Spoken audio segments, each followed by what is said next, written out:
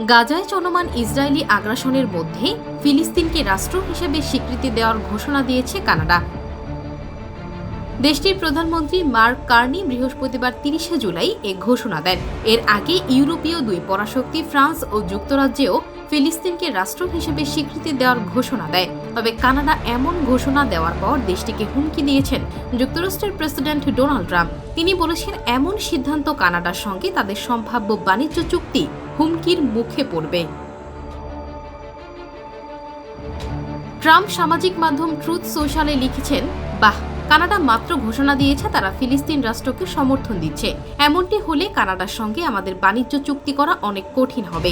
এদিকে অন্যান্য দেশের মতো কানাডার উপর শুল্ক আরোপ করেছে ট্রাম্প। এরপর মার্কিনীদের সঙ্গে বাণিজ্য চুক্তি নিয়ে আলোচনা শুরু করে কানাডা।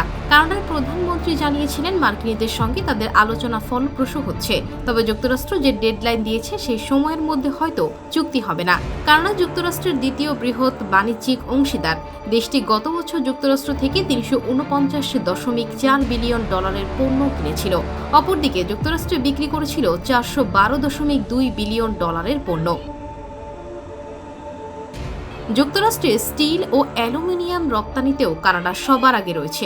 এই দুটি পণ্যেও ট্রাম্প শুল্ক আরোপ করেছেন। সঙ্গে কানাডার গাড়িতেও শুল্ক দিয়েছেন তিনি। এছাড়া ফিলিস্তিনকে রাষ্ট্র হিসেবে স্বীকৃতি দেওয়ার ঘোষণা দিয়ে কানাডার প্রধানমন্ত্রী বলেন, দুই রাষ্ট্রভিত্তিক সমাধান নিয়ে আলোচনার মাধ্যমে শান্তি চুক্তি কার্যকর হওয়ার আশা করেছিল অটোয়া, কিন্তু এখন আর সেই পথে এগোনো সম্ভব নয়। কার্নি জানান, ২০২৫ সালের সেপ্টেম্বরে জাতিসংঘ সাধারণ পরিষদের ৮০তম অধিবেশনে কানাডা ফিলিস্তিন রাষ্ট্রকে স্বীকৃতি দেওয়ার সিদ্ধান্ত নিয়েছে।